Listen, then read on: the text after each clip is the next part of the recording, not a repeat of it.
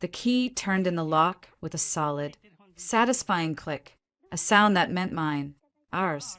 Welcome home, buddy, Caleb said, his voice warm as he swung our 5-year-old son, Liam, up into his arms.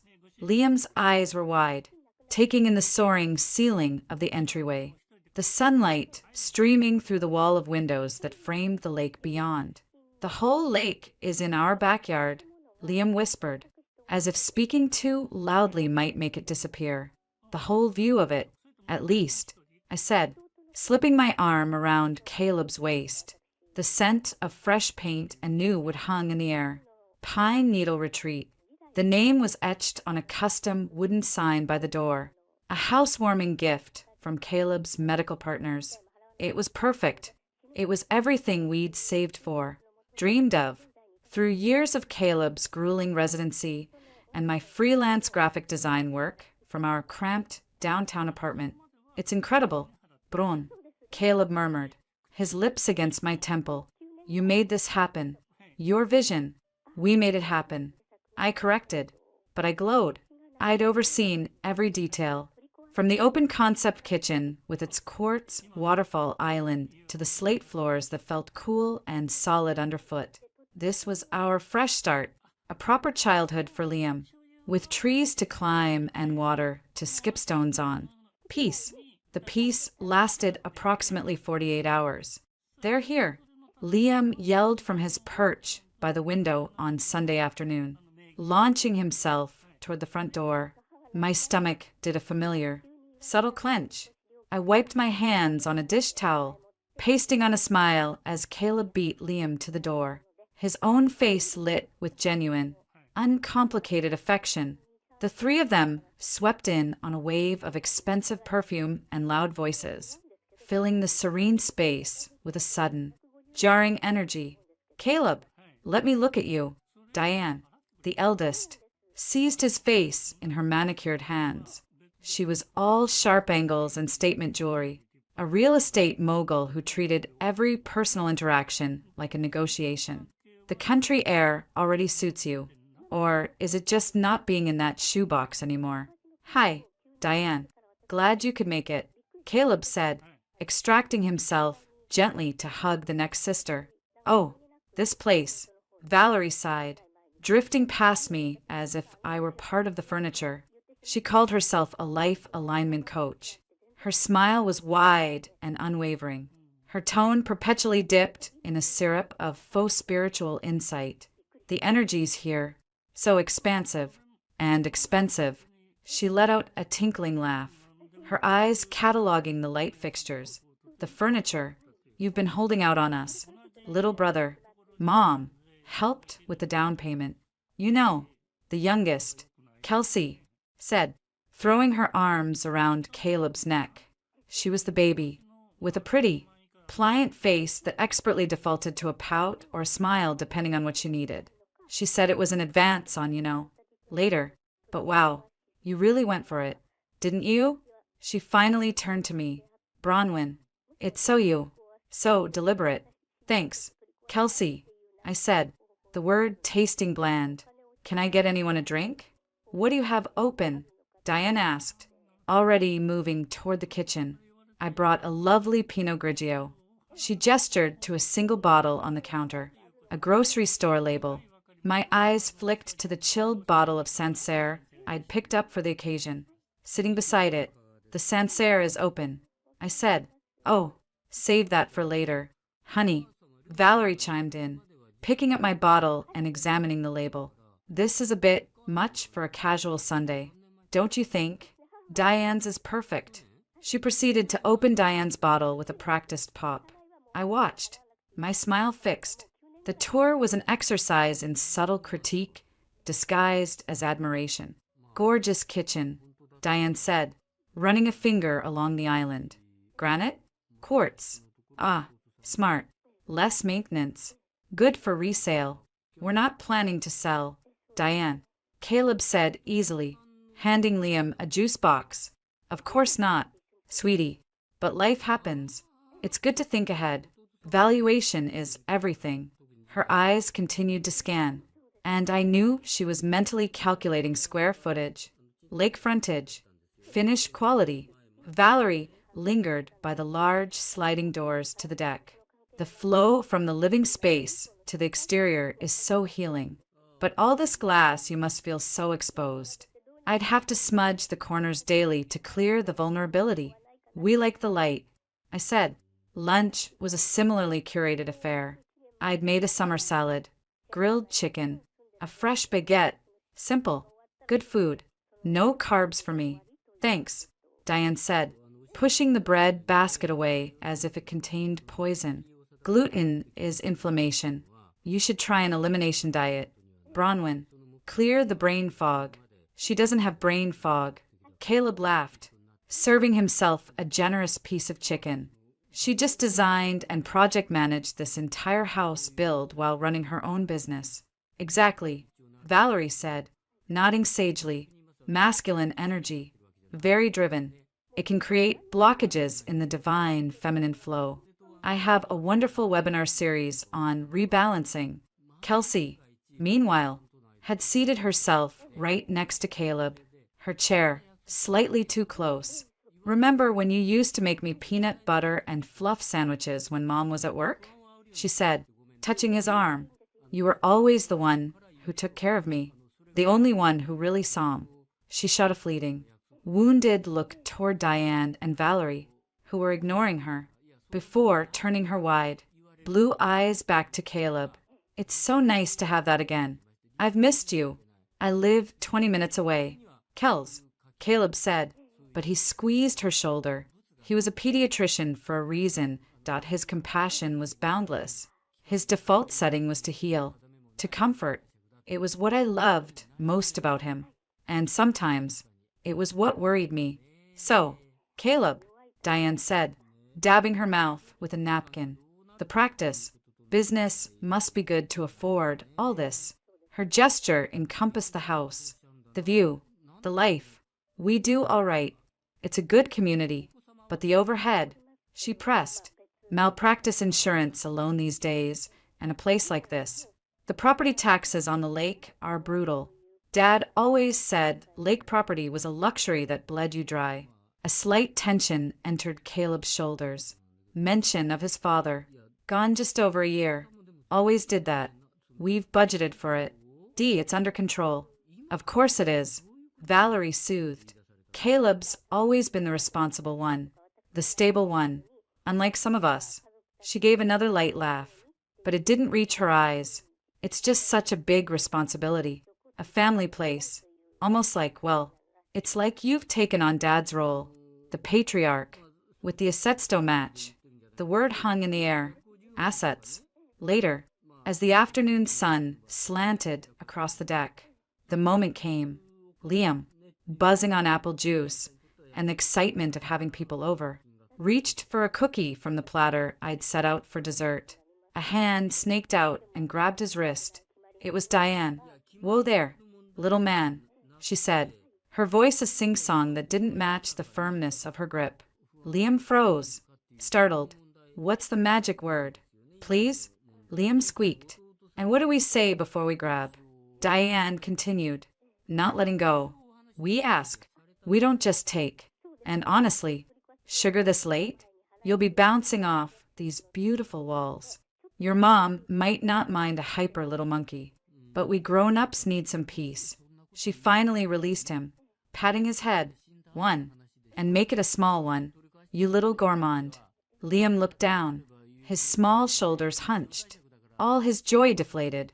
He took a cookie and shuffled back to my side, not eating it. My blood went hot. He's 5, Diane. He asked politely once you interrupted him.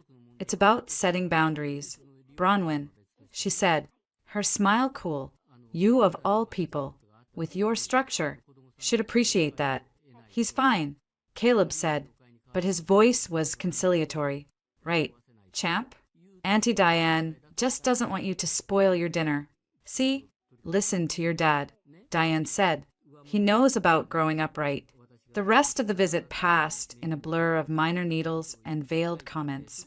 Valerie admired my wedding ring, then mused how interesting it was that I hadn't upgraded since Caleb's career took off. Kelsey accidentally called me Caleb's wife twice, as if she couldn't quite remember my name, then spent 20 minutes telling Caleb about her latest financial tight spot, her voice trembling just so.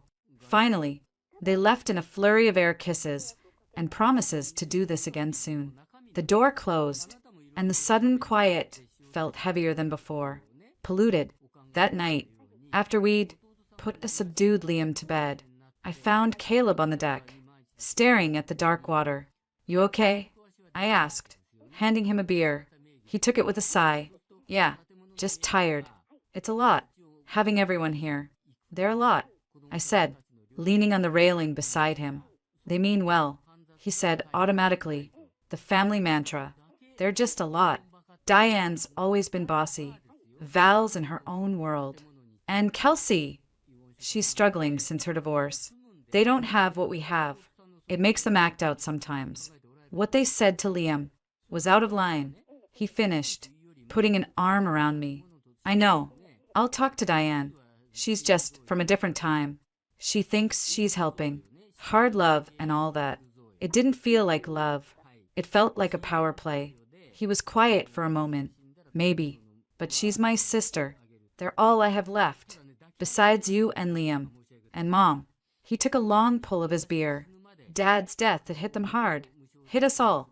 It changed things. The unspoken thing hung between us. The inheritance." His father, a kind but shrewd man, had been unexpectedly diagnosed and passed swiftly. The reading of the will had been a cold, formal affair. Caleb, to his sister's palpable shock, had been left the bulk of the estate. This lakefront property, which their father had purchased as an investment years ago, and a sizable, managed trust fund. Diane, Valerie, and Kelsey had each received a modest cash sum. Their mother retained the primary family home and its assets.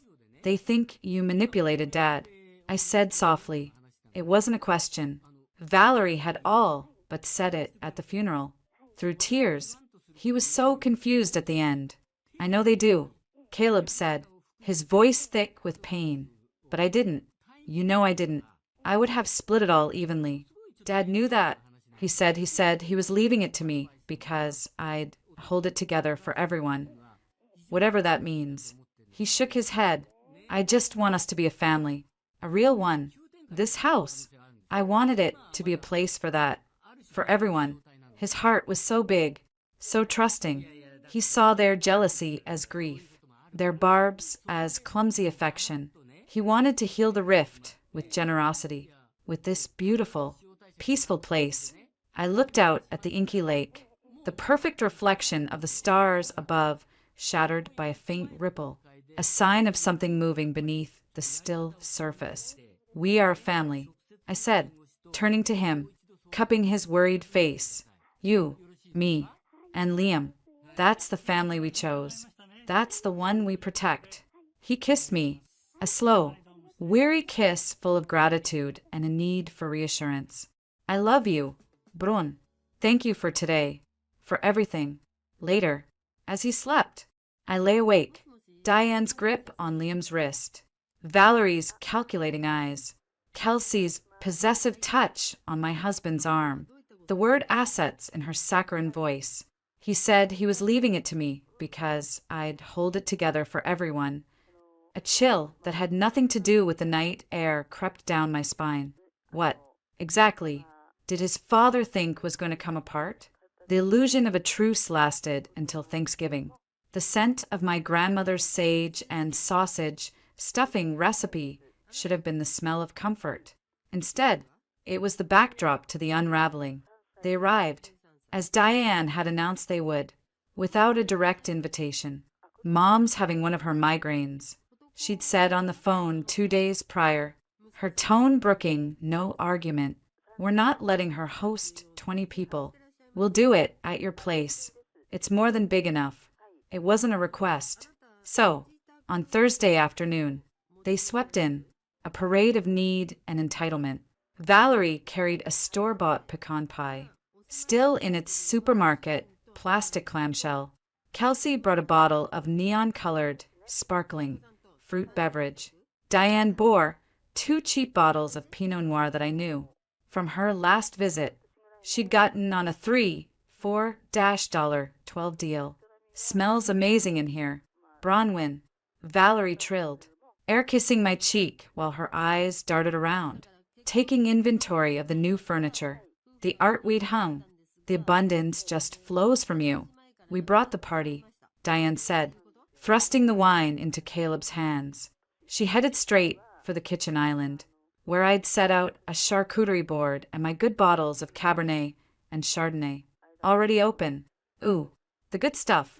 Let's save that for later. Shall we? This Pinot is perfect for now. She proceeded to open both of her bottles, effectively dictating the drink menu. I bit my tongue.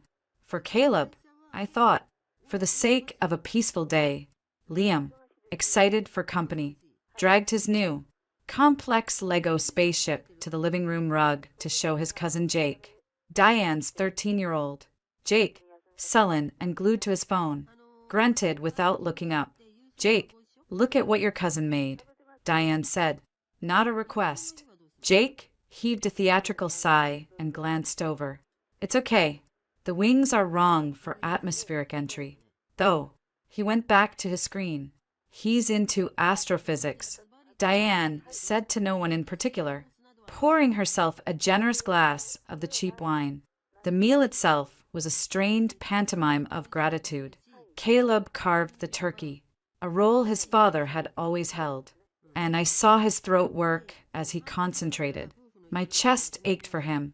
He wanted this Norman Rockwell scene so badly. To family, Caleb said, raising his glass, his smile hopeful.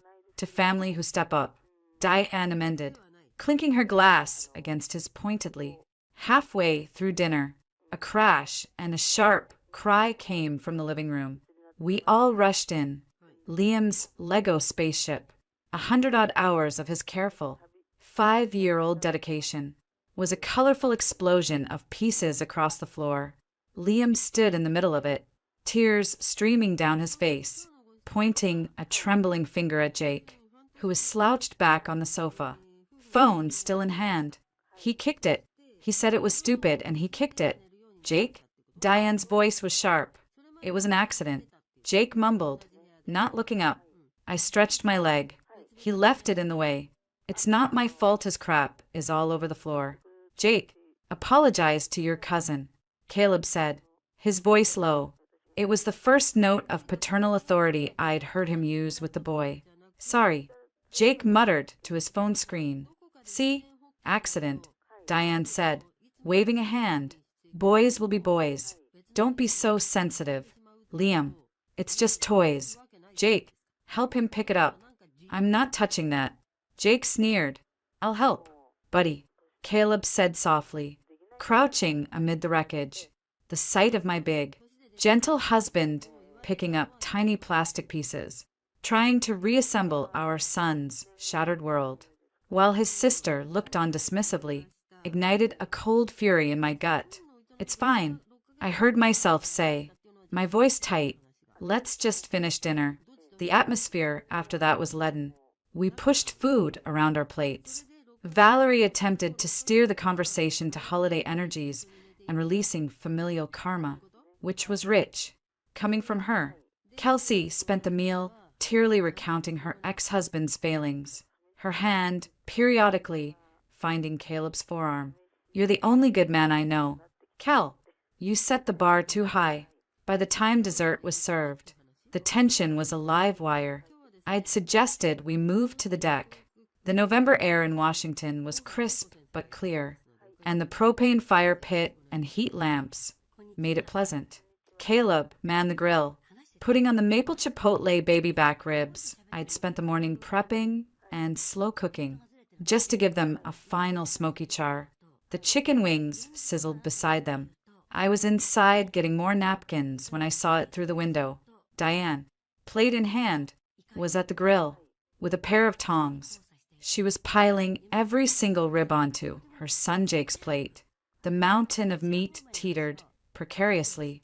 Then she took a small side plate, forked a sad pile of plain garden salad, Duchess lettuce, and a few cherry tomatoes and set it on the picnic table in front of Liam, who was waiting with his plate, watching the ribs disappear with confused disappointment. My feet were moving before my brain caught up. I pushed the sliding door open just in time to see Liam, eyeing the platter of golden brown chicken wings. Reach out to take one. Diane's hand shot out and smacked the back of his small hand. Not a playful tap, a sharp, stinging slap. "Hey!" Liam yelped, snatching his hand back, his eyes filling with fresh tears. Diane leaned down, her voice a venomous sneer meant to carry only to him, but it sliced through the twilight air.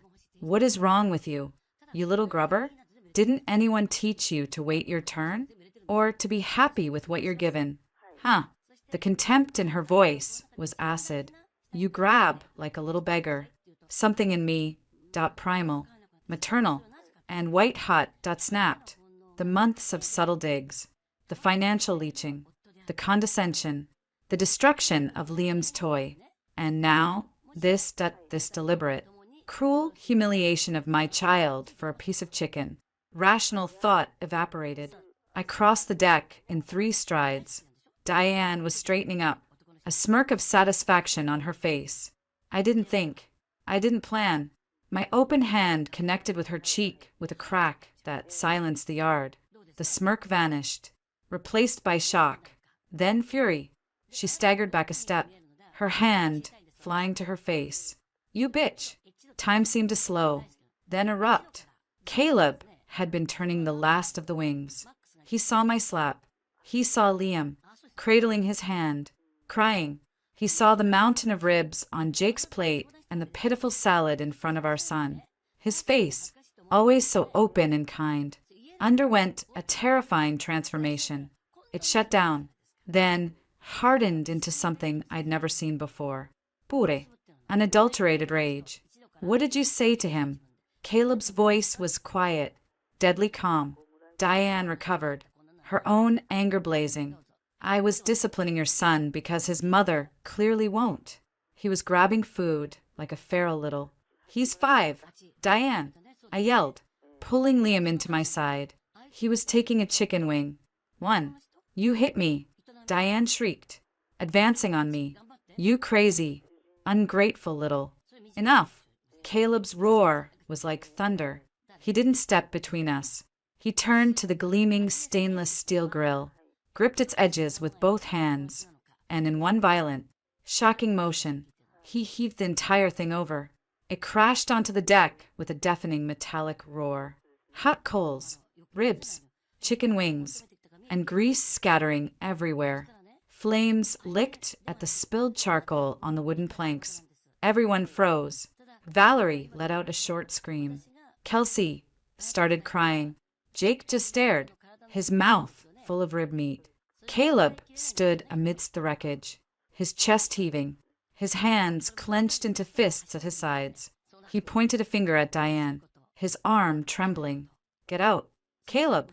Valerie gasped, already fumbling with her phone. I saw the red recording light. "How could you? After everything we've... You too. Val, Kelsey, all of you. Get the hell out of my house. Now." His voice was low, shaking with the force of his emotion. "My son is not a beggar. He is not a grubber. He is a little boy in his own home. And you?" He looked at his sisters, his eyes blazing with a hurt so deep it scorched.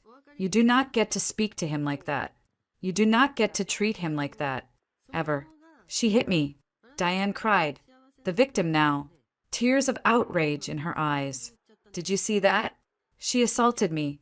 I saw you starve my child and insult him." Caleb shot back, his voice breaking. "I saw you. For the first time. I saw you. Get out." The aftermath was chaos. Bags were gathered amidst sobs and hissed accusations. Valerie kept her phone aloft, narrating quietly. "Look at this, the aggression, after we brought Thanksgiving to them." Kelsey wept on Caleb's shoulder until he stiffly removed her arms. "How can you do this? We're your sisters." As Diane stormed past me, her cheek reddening. She leaned in. You've just torn this family apart. I hope that little show was worth it. The door slammed behind them. The sudden silence was louder than the crash of the grill. Liam was sobbing quietly against my leg. The deck was a disaster zone of food, grease, and smoldering coals. The acrid smell of burned meat and propane hung in the air. Caleb stood in the middle of it, staring at the overturned grill. His shoulders slumped. The rage had drained, leaving behind a hollowed-out man. He looked at me, then at Liam, and the devastation in his eyes was unbearable. I put Liam to bed, holding him long after he'd cried himself to sleep. When I came downstairs, Caleb was still on the deck, trying to shovel the cold, greasy wreckage into a trash bag. The house phone was ringing. He ignored it. His cell phone buzzed incessantly on the patio table. Mom.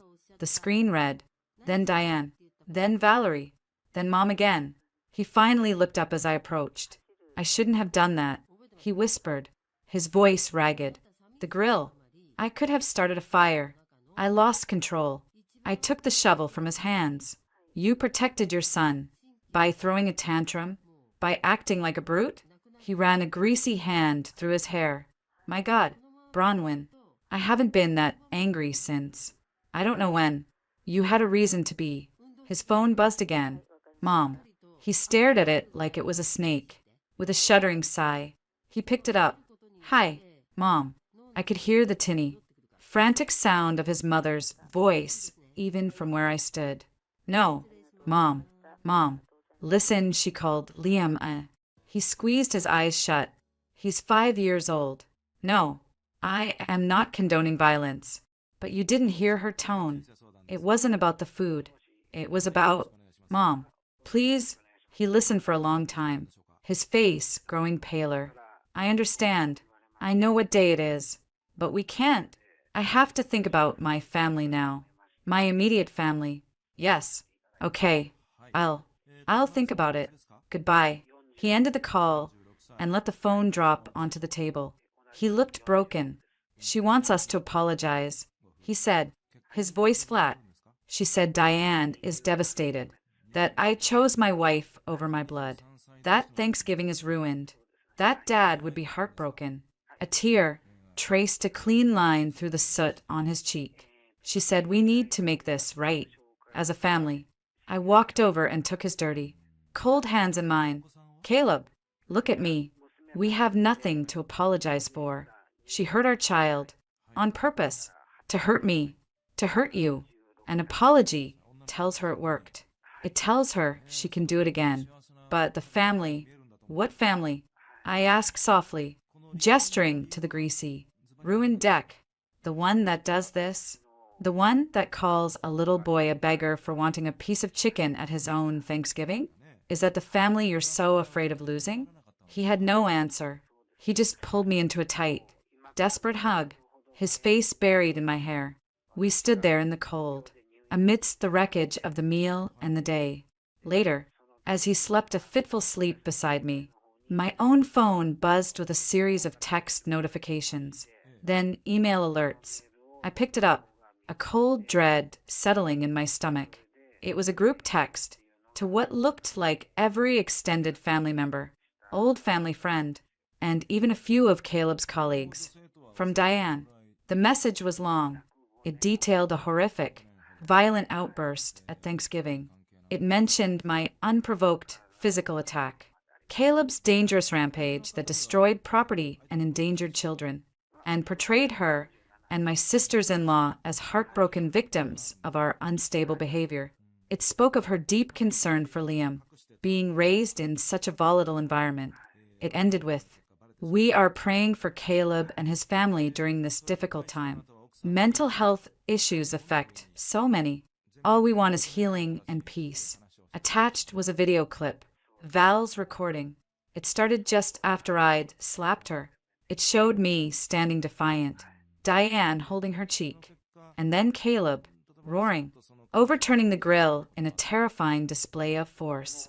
It was edited to perfection. We looked monstrous. The final line of the text was, "We will forgive, as a family should." But we must hold them accountable for the sake of everyone's safety, especially that poor little boy. I stared at the screen, the blue light washing over my face in the dark room. The chill that had started on the deck now settled deep into my bones. This wasn't an end. It was a declaration of war. And the battlefield, I realized, wasn't just this house. It was our reputation, our sanity, and the story of who we were. I didn't wake Caleb. I just lay there, watching the shadows on the ceiling. The phone clutched in my hand like a cold, dead stone. The facade wasn't just cracked. It had been utterly obliterated. What came next was the rubble.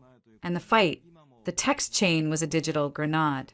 In the days that followed, its shrapnel landed in predictable, painful ways. First came the concerned messages from Caleb's side of the family tree. Aunts, uncles, second cousins. We saw Diane's message. We're praying for you all. Is everything okay over there? That video looked intense. Family is everything. Caleb, don't let a moment of anger destroy yours. Then, the colder silence from friends who'd been copied. A few, our real friends, called Caleb directly. Dude, what the hell happened? That's not the whole story, is it? But most just went quiet. The curated, damning video did its work. Caleb spent the first 24 hours in a fog of shame and anger, cycling between defending our actions and castigating himself. I shouldn't have flipped the grill. God, it looked so unhinged. I gave them exactly what they wanted. Then, seeing Liam flinch at a raised voice on TV. But how dare she? How dare she speak to him like that? The emotional whiplash was exhausting. The pressure campaign from his sisters began in earnest on Friday morning. It wasn't a frontal assault. It was a siege leveraging his greatest weakness, his need for familial harmony. Kelsey led the charge. Her call came while Caleb was trying to fix the scorch marks on the deck. His phone buzzed, and his shoulders tensed when he saw the name. He answered, putting it on speaker after a hesitant look at me. Caleb? Her voice was a thready whisper, soaked in tears. Oh, Caleb, I can't stop crying. Kelsey, he said, his voice weary. What is it? It's just everything is so broken. Aiku ping sobi. I had a dream about Dad last night. He was so sad. He kept saying, my children are at war. She let that hang. We're all he left behind. This is destroying Mom. She's sick with it. Caleb closed his eyes. Kelsey, Diane called Liam. She shouldn't have said that. Kelsey interrupted, her voice rising to a wail. It was awful. I told her that. But, Cal, she's under so much pressure. The real estate market, Jake's tuition, and she's just so scared for Liam. We all are. My jaw tightened. I mouthed scared of what at Caleb. He shook his head. Scared of what? Kels? He asked, playing along, that he's not being parented. She whispered, as if sharing a dangerous secret. Bronwyn is so harsh, so rigid, and you're so busy. Diane sees a little boy acting out, grabbing things, and her old school instincts kick in. It came out wrong, but the intent, Caleb, her intent was to help, to give him boundaries before it's too late. And what did it get her? A slap in the face, and her brother, trying to set her on fire. I didn't try to set anyone on fire, Caleb said, but the fight was leaching out of his voice, replaced by guilt. The dad dream.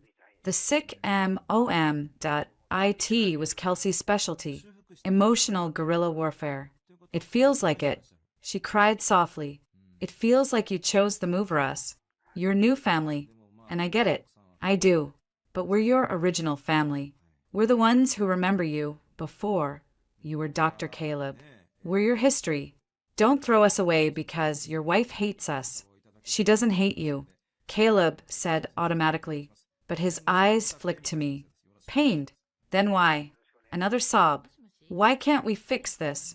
Mom thinks we should all sit down with a professional, a family therapist, just to talk, to clear the air. No one has to be the villain. We can just understand each other. For Dad, please. Caleb, for me? The plea was perfectly pitched. It offered him a way out, a path where he wasn't the bad guy, where the problem wasn't their malice, but a tragic misunderstanding. A path where he could be the peacemaker, the healer, his default setting. He mumbled something non-committal and got off the phone. He looked drained. She's devastated. Bron, she's a manipulator. I said, my voice colder than I intended. She didn't once ask if Liam was okay. She made Diane the victim and you the arsonist. And she's using your father's ghost as a club. Don't, he said sharply, rubbing his temples. Just don't. I can't think when you talk like that. She's my sister. She's hurting. We're all hurting. I shot back. Liam is scared. I'm furious. And you're letting them rewrite history because you feel guilty for finally standing up for your son. The fight that followed was our worst yet. It wasn't loud, it was a deep, cold fissure. He accused me of not understanding the complexity of family, of wanting him to choose. I accused him of caring more about his sister's feelings than his son's well-being. We slept in a bed of silence. Saturday brought Valerie. Her method was different. Spiritual gaslighting. She sent Caleb along. Rambling email, filled with talk of ancestral wounds, mirroring, and the feminine shadow.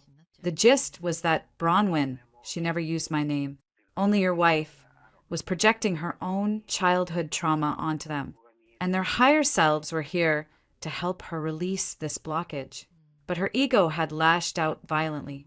It was a masterpiece of nonsense that somehow still managed to imply it was all my fault. She ended with, the universe is asking for a sacrifice of pride. Brother, only then can healing flow. We await your openness. Caleb read it and sighed. It's just Val being Val. It's harmless. It's not harmless. I snapped, grabbing my laptop. It's a strategy. Diane attacks. Kelsey plays victim. And Val provides the philosophical justification for why we should apologize. It's a coordinated assault on your conscience. I'd had enough. While Caleb took Liam to the park, trying to act like everything was normal, I went to war. Not with my in-laws. With the truth. I started with Google. Simple searches. Diane, maiden name, real estate. Seattle, the results were telling. Her once gleaming professional website looked stale. The featured listing section was sparse. A deeper dig into county clerk records, using a skill set from my freelance research days, showed a concerning pattern. 2 liens filed against her personal address in the last 18 months. A quick check on the house she'd boasted about buying in a hot neighborhood showed it had been listed, delisted, and relisted 3 times in a year, each time at a lower price. Valerie was easier.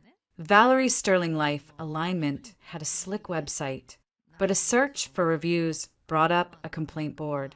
Several former clients accusing her of taking large upfront payments for soul realignment packages and then ghosting them. One was threatening legal action. Kelsey's ex-husband's LinkedIn profile proudly announced a new job in Texas 6 months ago. So much for alimony. They were all in financial trouble. Serious trouble. My heart hammered against my ribs. This wasn't just about being mean. This was about motive. I needed the full picture. I remembered the name of the lawyer who had handled my father-in-law's estate, Mr. Aldrich, a old-school, no-nonsense guy who'd looked at the 3 sisters with barely concealed disdain during the will reading. I found his office number. On Monday morning, after dropping Liam at school, I dressed in my most professional, unassuming clothes and drove to his downtown office. I didn't have an appointment. His secretary, a woman in her 60s with kind eyes and a steely demeanor, recognized me. Mrs. Sterling, Mr. Aldrich is with a client, but given the circumstances, let me see. 10 minutes later, I was sitting in a wood-paneled office that smelled of leather and lemon polish. Mr. Aldrich steepled his fingers. I was wondering when I might hear from you, or Caleb. The fallout was not entirely unexpected. What do you mean? I asked. You're late father-in-law, Robert, was a wise man, a kind man, but not a naive one. He loved all his children, but he saw their tendencies. Mr. Aldrich opened a file on his desk. The will was straightforward on the surface. The bulk of the liquid assets and the lake house property went to Caleb. Equal, smaller cash disbursements to Diane, Valerie, and Kelsey. Their mother retains the primary residence and her own portfolio. I know that, I said. They've never forgiven him for it. There's more, Mr. Aldrich said quietly. A codicil, an addendum. Robert added it a month before he passed. He was quite clear-minded. He slid a single sheet of paper across the desk. It was a paragraph of dense legal text. My eyes skimmed it, then snagged on a phrase. I read it again, a chill creeping down my spine. In the event that Caleb James Sterling, due to undue familial influence, coercion, or perceived moral obligation, willingly transfers or signs over title to the aforementioned lakefront property, Parcel 7B, or accesses the principal of the Sterling Family Trust, account number 1147, for the direct benefit of his sisters, Diane, Valerie, or Kelsey, said transfer of assets shall be considered voluntary and shall be executed immediately and irrevocably. I looked up, my mouth dry. What does this mean? In plain English, Mr. Aldrich took off his glasses. It means Robert foresaw this. He knew his daughters. He knew Caleb. He knew Caleb's heart was soft. This clause is a tripwire. If Caleb feels so pressured, so guilty, so manipulated by his sisters that he voluntarily gives them the house or the money from the trust, he can do it. The clause allows it. But that's all it is. A voluntary gift. Once given, it's gone forever. It is designed to look like a compassionate loophole for a generous brother. In reality, I believe it was his father's last, desperate attempt to protect him. He was testing Caleb's ability to say no, and warning him, in the only way he legally could, of the wolves at his door.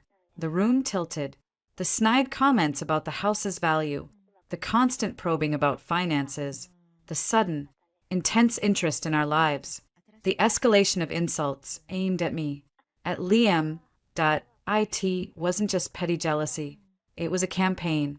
The goal wasn't to make us miserable. The goal was to get the asset. They're trying to make him miserable enough, guilty enough, to give it all away just to make it stop. I whispered, horror dawning. That is my professional interpretation.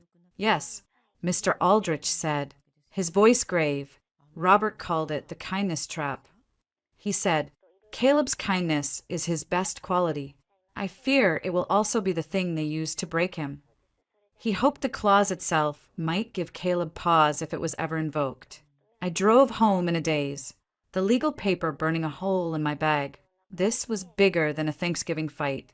This was a cold, premeditated financial play dressed in the clothes of family drama. That evening, after Liam was in bed, I found Caleb in his study, staring blankly at a medical journal. I placed the copied clause from Mr. Aldrich on the desk in front of him.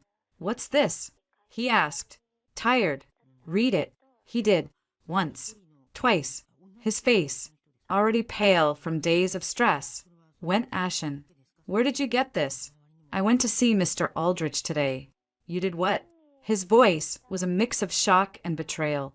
You went behind my back to my father's lawyer? Someone had to look behind the curtain. Caleb, and look what I found. This isn't about Liam's manners or my attitude. This is about money. They're broke. Diane's in debt. Val's being sued. Kelsey's ex is gone. And Dad left you the only substantial asset. This. I stabbed a finger at the paper. This clause is their roadmap. They need to make you feel so terrible, so responsible for their misery, that you'll give it to them just to end the drama. Don't you see? He stood up, pacing.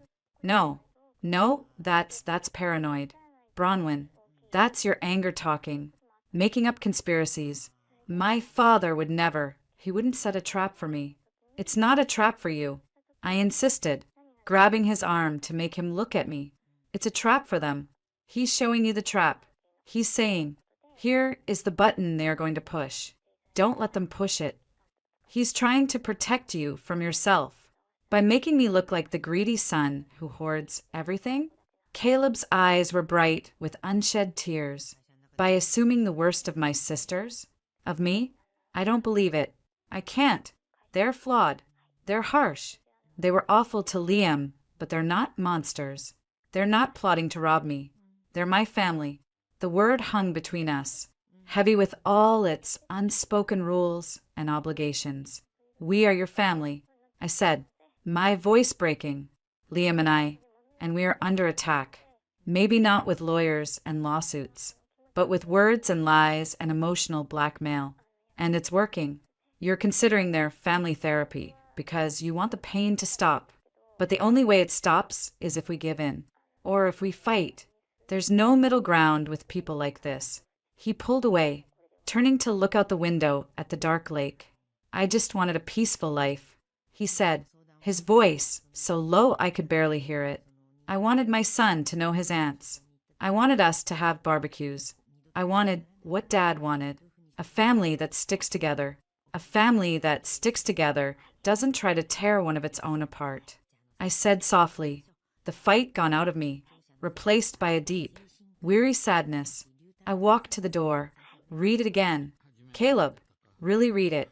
And then ask yourself who your father was trying to protect. And from what? I left him there, alone with the damning words of his father.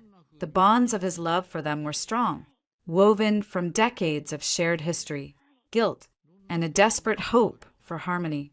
They were the soft, unbreakable cords that were currently being used to strangle us. I had handed him a knife to cut himself free. I could only pray he'd find the courage to use it before they pulled the knot tight. The Cold War stretched through the holidays. The texts and emails from Caleb's family shifted from outright accusations to a steady, dripping guilt. His mother, Eleanor, became the primary vector. Her calls were masterclasses in passive-aggressive sorrow. Caleb, darling. She'd sigh, her voice tinny on the speakerphone. Caleb insisted I listen. I'm just sitting here, looking at the old photo albums. The one from your 6th birthday, you and your sisters in that little wading pool. Diane, trying to give you a shark fin haircut. A long, weighted pause. I just hate to think Liam won't have those memories, that he'll only remember conflict. Liam's 6th birthday approached in February like a storm front. I wanted to ignore it, to take him to a trampoline park an hour away with a few of his friends from preschool. Something small, safe, and ours. Caleb vetoed it gently, painfully. We can't let this define everything. Brun, it's his birthday. It's about him, not about us, not about them. He took my hands. If we exclude them from this, it just proves their narrative that we're cutting them out, that we're holding a grudge. We have to be the bigger people. Show Liam what forgiveness looks like. Forgiveness? I hissed, pulling away. They haven't asked for it. They haven't even acknowledged what they did. They've just painted us as the villains to everyone we know. Then we show everyone they're wrong. He said, his eyes pleading. We host a normal, happy birthday party for our son. We kill them with kindness. It's the only way to break the cycle. It was naive. It was dangerous. It was the most Caleb thing he could have said, and against every screaming instinct. I agreed, not because I believed it, but because I saw the toll the estrangement was taking on him, the shadows under his eyes, the way he jumped at the phone. He was a man being slowly torn in two. I told myself I was agreeing for his sake, to give his peacemaking one last, doomed chance. The party was a study in surreal tension. The house was filled with the shrieking joy of 6-year-olds and the cloying, false warmth of my in-laws. Diane, Valerie, and Kelsey arrived together, a united front. They brought presents large, beautifully wrapped boxes that felt more like declarations than gifts. Happy birthday, sweetheart, Diane said to Liam, her smile not reaching her eyes. She handed him a heavy box, something to encourage active play. Her tone suggested his current play was lacking. Valerie presented hers with a little ceremony. I infused this with joyful energies for you. Sweet boy, may it bring balance. It was, inexplicably, a large, polished geode. Kelsey's gift was a giant, elaborate teddy bear, for all the snuggles, she said, pulling Liam into a suffocating hug. He went rigid, his small body tense until she released him. He shot me a panicked look. The sisters were on their best behavior. They cooed over the other children. They helped, interfered with setting out the food.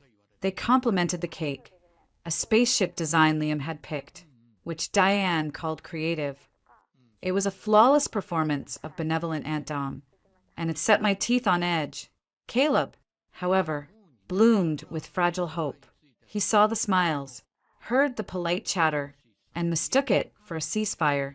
The party moved to the backyard. We'd rented a small, inflatable bounce house, and the kids were living their best lives. The lake, still and gray under the February sky, lay at the bottom of our gently sloping lawn, separated by a low, decorative stone wall. I'd warned all the children to stay away from the water. I was refilling the juice box cooler when I heard the shove, the splash, and the piercing, terrified scream. Time froze, then snapped into horrifying clarity. Liam was in the water, not deep, maybe 2 feet at the edge, but it was icy cold, and he'd gone under. He surfaced, choking and wailing, his little arms flailing. Jake, Diane's son, stood on the bank, a smirk playing on his lips. Whoops, slipped. I was moving before my brain processed it, but Caleb was faster. He vaulted the stone wall and was in the water in seconds, fully clothed, scooping Liam into his arms. My boy was sobbing, gasping, soaked through and shivering violently. He just fell, Jake said, his voice taking on a practiced, innocent whine. I told him it was slippery. Diane was beside him in an instant, her hand on his shoulder. It was an accident. Caleb, for heaven's sake, it's barely deep enough to get your ankles wet. Boys will be boys. Caleb stood in the shallows, holding our shuddering son, water streaming from his khakis. His face was a mask of fury and disbelief. He was pushed. I saw it. You saw a scuffle. Valerie corrected smoothly, gliding over. Her voice was a calm, placating pool. They were horsing around. It's what children do. Look at Liam. He's so fragile. Maybe he needs to build some resilience. This overprotective environment. She shook her head, sadly, as if diagnosing a tragic condition.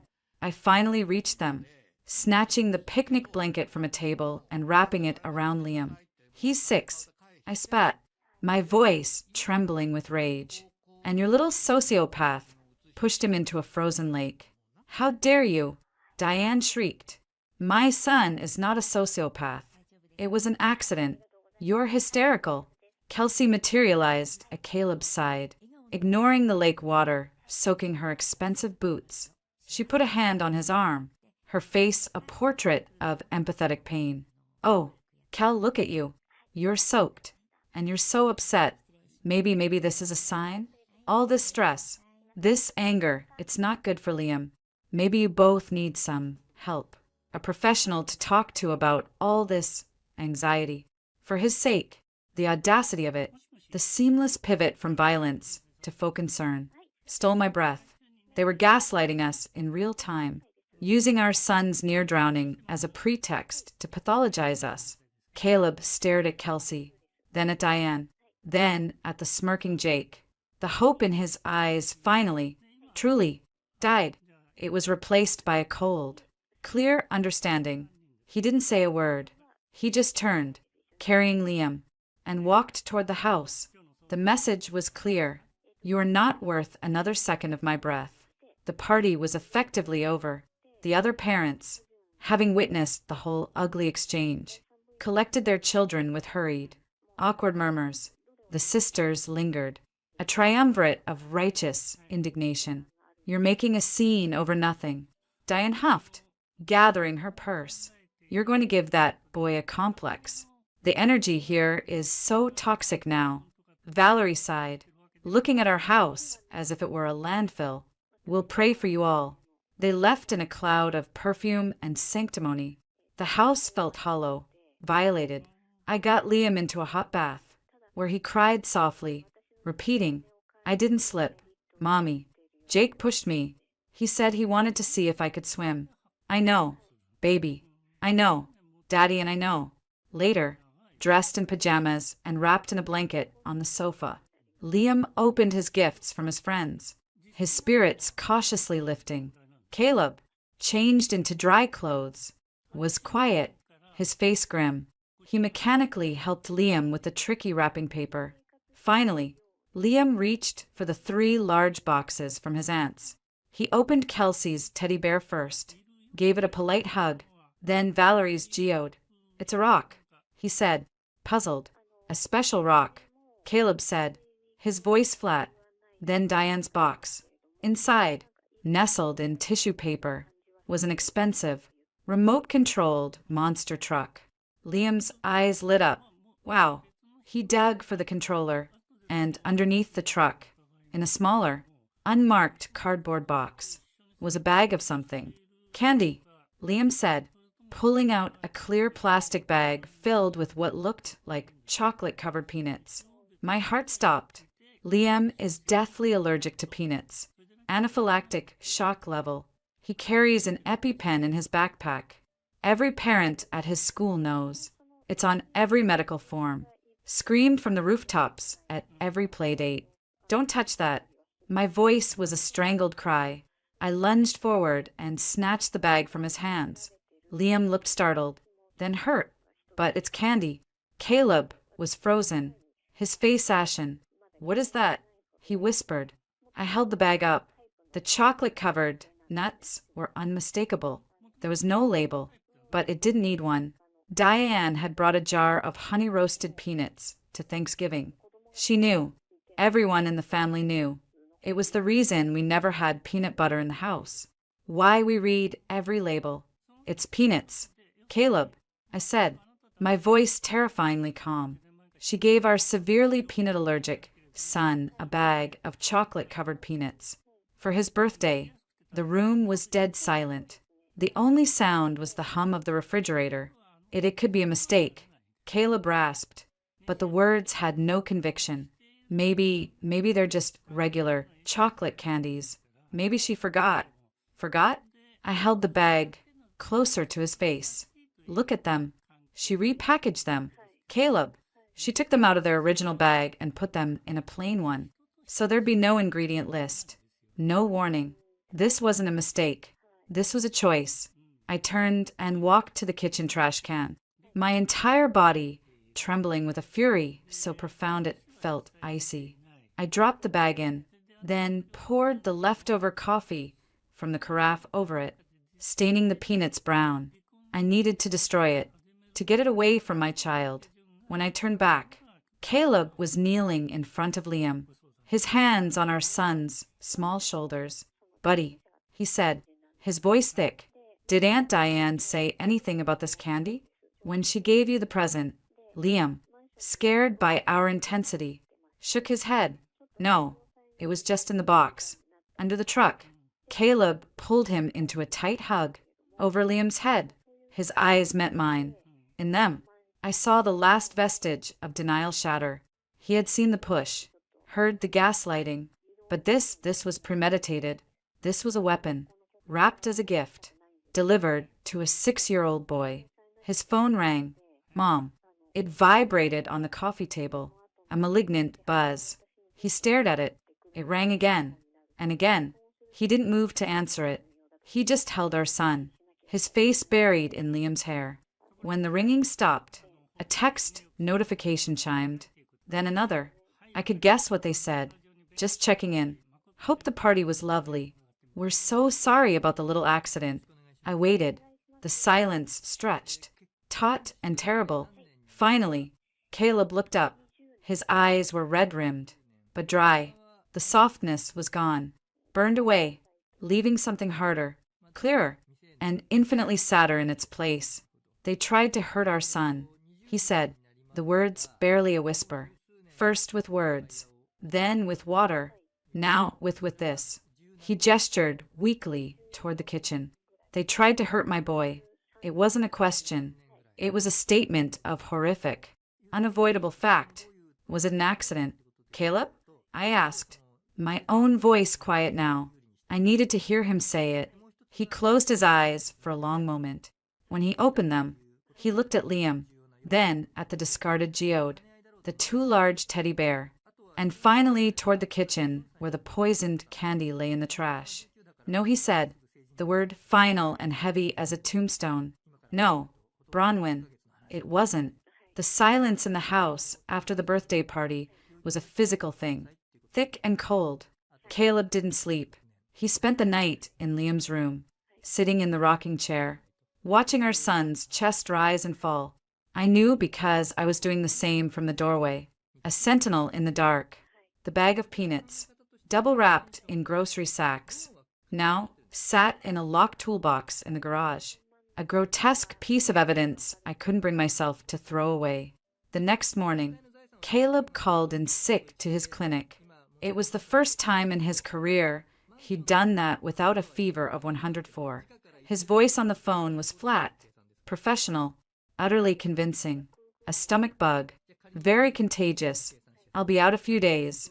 He hung up and looked at me, his eyes hollow. I need to know everything. He didn't mean about the peanuts. He meant about the clause, the finances, the pattern. The dam had broken, and the flood of his denial had receded, leaving behind the ugly, exposed bedrock of their intentions. He was ready to look, and he wouldn't like what he saw. I laid it out at the kitchen table, the weak winter sun doing little to warm the room. The property liens on Diane's house, printed from the county website. The client complaints against Valerie's life alignment business, screenshotted from consumer forums. The public record of Kelsey's ex-husband's relocation, severing his alimony obligation. They're drowning, I said quietly, pushing the papers toward him. And you have the only life raft. The lake house, the trust fund. That's what this is about. It's always been about this. I tapped the printed codicil from Mr. Aldrich. The kindness trap. They're trying to spring it. Caleb scanned the documents, his jaw tight. He lingered on a client's detailed account of giving Valerie $5,000 for chakra realignment and never hearing from her again. She told me she was expanding her practice. He murmured that she needed a loan for new meditation software. He pinched the bridge of his nose. I gave her $8,000 when, last April, she said she'd pay me back in 6 months. He let out a short, humorless laugh. She bought a new convertible. The pieces were locking into place for him, each one a blow, but I could see a part of him still clinging to a splinter of doubt, to the decades-old image of his big sisters. He needed irrefutable proof, not of their financial ruin, but of their malice. I needed to find the source. I remembered Mr. Aldrich's office, the leather, the lemon polish, the way he'd spoken of my father-in-law. Robert was a wise man, a kind man, but not a naive one. Robert Sterling had seen this coming. He'd built a legal tripwire. What else had he left behind? An idea, cold and clear, formed. Caleb's mother, Eleanor. She'd been the gatekeeper of all things Dad since his death. The old family home was a museum to his memory, and she was its curator. If there was another piece to the puzzle, something more personal than a legal clause, it would be there. I waited until Caleb took Liam to an indoor play gym, a desperate attempt at normalcy. Then I drove to Eleanor's house, a well-kept tutor in an older, established neighborhood. I brought a container of tomato basil soup, that her favorite, from a nice market, a peace offering, a Trojan horse. She opened the door, her expression a complex mix of surprise, disapproval, and weary sadness. Bronwyn, she didn't invite me in. Eleanor, I know I'm the last person you want to see. I brought you some soup. I know this is all so hard. I kept my eyes down, playing the penitent, conflicted daughter-in-law. It wasn't hard. The exhaustion was real. Her posture softened, just a fraction. The role of the wronged but gracious matriarch was one she was comfortable with. It's been very hard on all of us, she said, stepping aside. Come in. I was just about to have tea. The house was a time capsule. Doilies on antique furniture. Framed photos of the Sterling siblings at various ages, smiling from every surface. The air smelled of lavender polish and unresolved history. We sat in the formal living room, sipping Earl Grey. I made small talk, asked about her garden club, apologized for the unpleasantness at Thanksgiving and Liam's party, being deliberately vague. I let her steer the conversation, nodding as she talked about the importance of family, of forgiveness, of Caleb's father's legacy. Robert valued family above all, she said, her eyes misty. He just wanted his children to be happy, to take care of each other. I wish I'd known him better, I said, leaning forward. Caleb talks about him so much, says he was a great listener, that he always understood people's motivations. Eleanor sighed, a soft, sorrowful sound. He did, sometimes too well. It pained him, near the end, the things he saw. My heart beat faster. What things? She waved a dismissive hand. Oh, you know, sibling squabbles. He worried, especially about the girls. Their choices. She took a delicate sip. He'd sit in his study for hours, writing in those journals of his. I think it helped him sort his thoughts. Journals. I kept my face a mask of sympathetic concern. That's a wonderful way to cope. My therapist always recommends journaling. It must be a comfort to you, having his thoughts close by. I haven't had the heart to read them, she said, looking toward the hallway that led to the study. Too painful. But yes, it's a comfort they're there, a part of him. I finished my tea, made more apologetic noises, and left after 20 minutes. The soup was in her fridge. The seed was planted. I drove straight to a nearby electronics store. 2 days later, I returned. This time, I called from the driveway. Eleanor, I'm so sorry to bother you again. I was just at the market, and they had those shortbread cookies you love, the ones from Scotland. I picked some up for you. I can just leave them on the porch. Don't be silly. Come in. Her voice came through the intercom. The ploy was transparent, but effective. I was the dutiful, remorseful daughter-in-law, seeking connection through baked goods and imported cookies. I brought the cookies to the kitchen. Oh, you have the new K-cup brewer.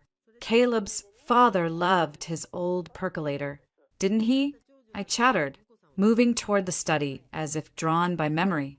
He'd sit right there, at that big desk. Eleanor followed me, a nostalgic smile on her face. He did, surrounded by his books and his papers.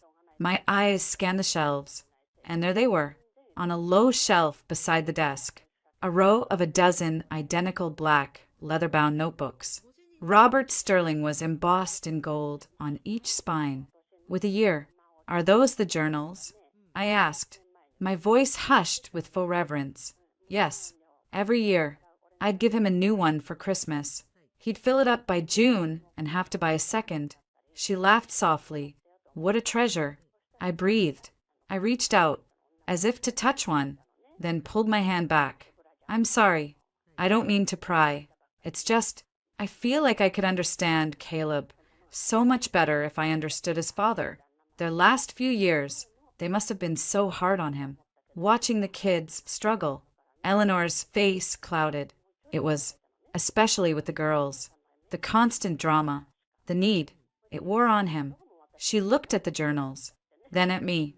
Her desire to paint Robert as a saint, as a man burdened by his children's failings, warred with her general distrust of me, the former one. Sometimes, I think he knew things were going to get worse after he was gone. I said nothing, just looked at her with what I hoped was an expression of compassionate understanding. She hesitated, then stepped forward and pulled 2 volumes from the end of the row, the ones marked with the last 2 years of his life. He talked about you, you know, near the end. Said you had a good head on your shoulders. Said you'd be good for Caleb. Maybe it's time someone else understood. My hands were steady as I took the books. They felt heavy. Thank you, Eleanor. This means a lot. Don't let him see you with them, she said, her voice dropping. Caleb, he idolized his father.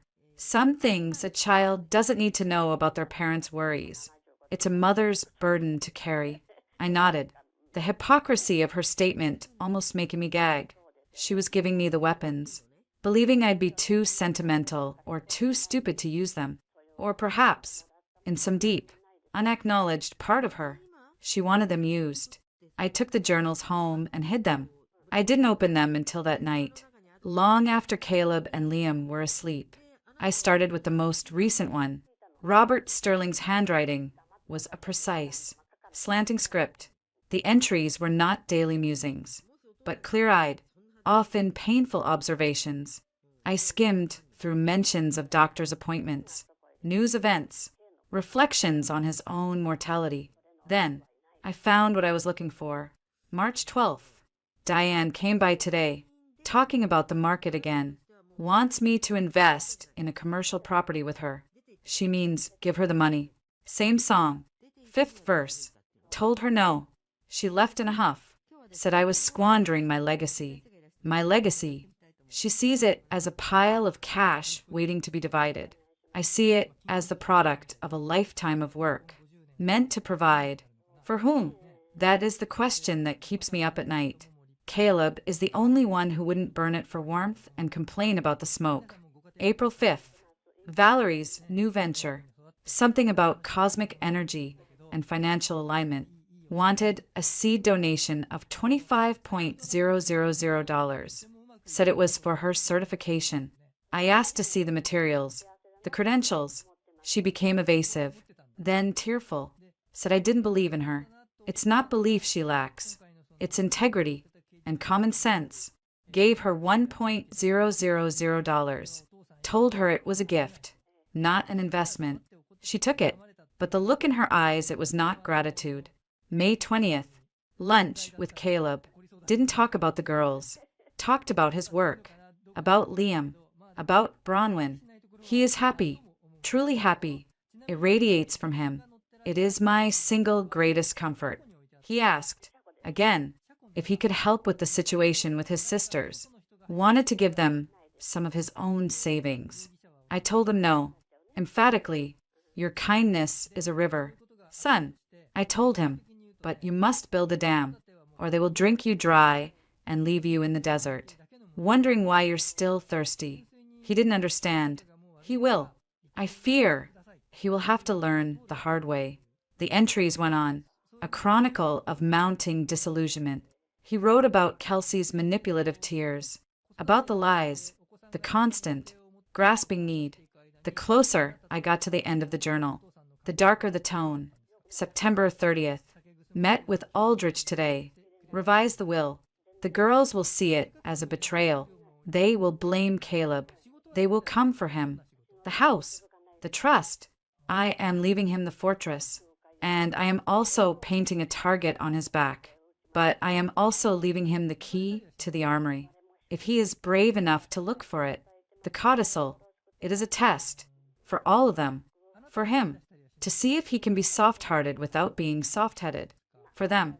To see if their greed will finally consume them whole. God help me.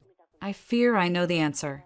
The final entry, scrawled in a shakier hand just a week before he died, was the one that broke me. They know. I don't know how. But they've gotten wind of the provisions. The atmosphere is poisonous. Diane, all cold fury. Valerie with her spiritual justifications for theft. Kelsey playing the wounded dove. They circle Caleb like vultures, waiting for me to die. He doesn't see it. He sees only his sisters, who used to build blanket forts with him. I have tried to open his eyes, but the love of a child for a sibling is a powerful blindness. It will fall to Bronwyn. I see her strength. She is the dam. I pray she is strong enough. I have left the journals with Eleanor, a pointless hope that she might one day show him the truth. A father's final, failed attempt to protect his son from the wolves he raised. I sat in the silent living room, tears streaming down my face, not tears of sadness, but of a furious, validating grief. Here it was, in his father's own hand, the blueprint of their betrayal, the prophecy of this war, and the desperate hope that I would be the one to fight it. I didn't wake Caleb. I waited for morning. When he came downstairs, hollow-eyed and moving like a man twice his age, I was sitting at the table, the two black journals sitting in front of me like ancient, sacred texts. "What's that?" he asked, his voice raspy. "Your father," I said simply. "His last 2 years." In his own words, he stared at the books as if they were coiled snakes. "Where did you get those?" "From your mother." She thought I should understand him better. I pushed the most recent one toward him, open to the March 12th entry about Diane. "Start here." He sat down heavily. He read the entry. His face showed nothing. He turned the page. "Read the next." And the next. His breath started to come in short, quiet hitches. He read about Valerie's venture, about the lunch conversation, about the dam and the desert. His hands began to shake. When he got to the final entry, the one about the vultures and the wolves, a sound escaped him that a ragged, wounded gasp that was halfway between a sob and a scream. He slammed the book shut, shoved his chair back, and stumbled to the sink, gripping the countertop, his shoulders heaving. I went to him, placing a hand on his trembling back. He turned and buried his face in my shoulder, and the dam inside him broke. He cried, great, shuddering sobs of grief, of betrayal, of a loss so profound it was as if his father had just died all over again. He knew. He choked out, the words muffled against my shirt. He knew what they were. He knew they would do this. And he left me alone to fight them. "He didn't leave you alone," I whispered, holding him tight. "He left you the truth. And he left you me." It took a long time for the storm to pass. When it did, he was empty, quiet. He washed his face, poured himself a glass of water, and came back to the table. He looked at the journals, not with pain now, but with a weary, grim resolve. "All this time," he said, his voice raw but steady, "I thought I was protecting his memory, protecting the idea of our family. I was trying to be the man he wanted me to be, the one who held everyone together." He looked at me, his eyes red but clear. But that's not what he wanted. He wanted me to see them for what they are, and to say no. I took his hand. "They're not going to stop.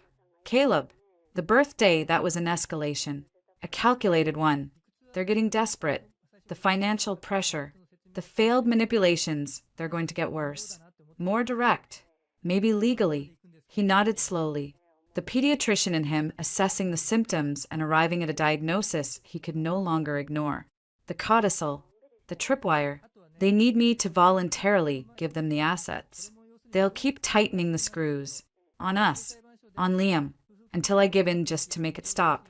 He said it not as a revelation, but as a clinical fact. "So what do we do?" I asked.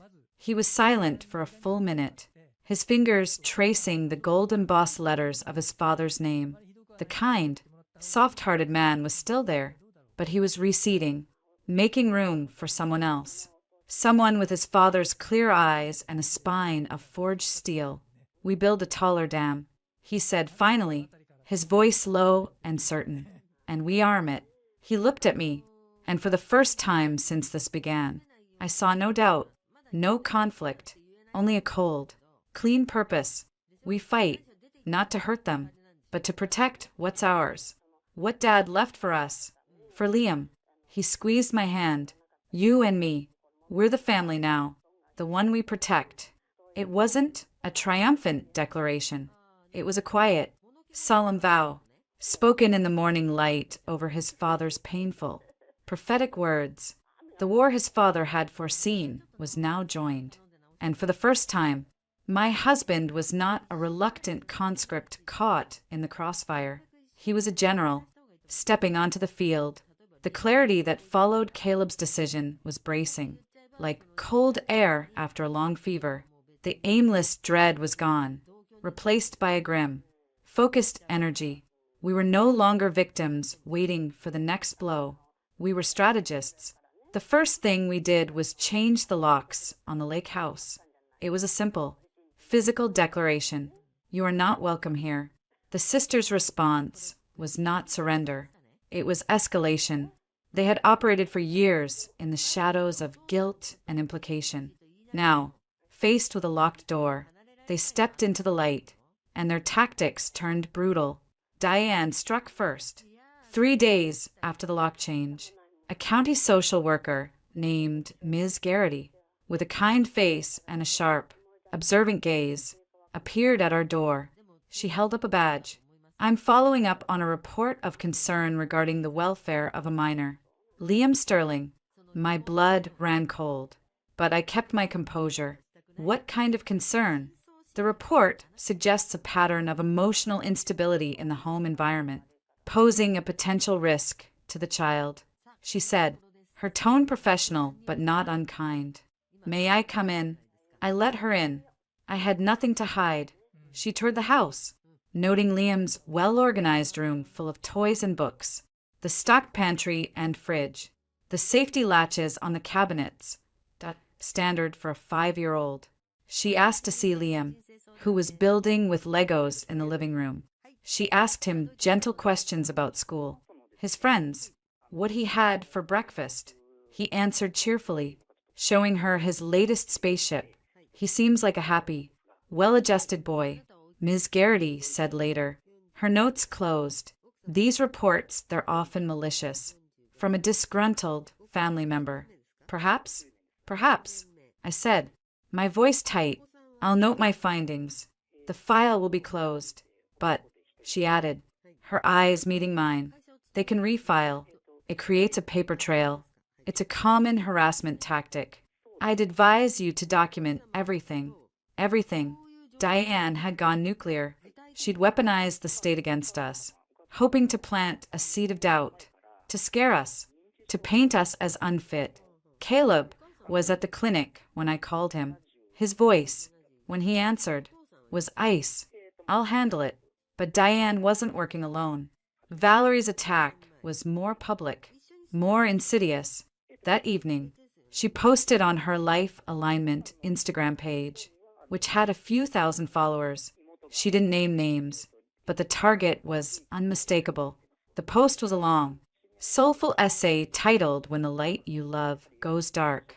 It spoke of a beloved family member who had fallen under the toxic influence of a controlling partner, leading to a heartbreaking estrangement. It described violent outbursts, the manipulation of a vulnerable child to sever bonds, and a descent into paranoia and greed. It was filled with hashtags, hashtag family trauma, hashtag narcissistic abuse, hashtag protect the children, hashtag spiritual warfare. The comments section filled with her followers offering prayers and outrage. Name them. One wrote, people like this shouldn't be allowed around kids.